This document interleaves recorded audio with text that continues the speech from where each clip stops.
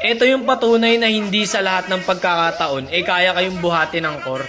Hindi lahat ng core nyo guys maganda yung laro. Hindi lahat ng core nyo, hindi lahat ng laro nyo kaya kayong buhatin ng core. Sadyang may mga core din minsan na maaalat talaga yung laro. Yung tipong feed na yung core nyo tas hindi nyo na alam yung gagawin nyo. Yung tipong alam nyo na natalo na kayo kasi nabaog na nga yung core nyo. Wag nyong inuugali yung nagpapabuhat kayo lagi sa core. Minsan naman, ipadaman nyo naman sa core nyo na siya naman yung binubuhat nyo.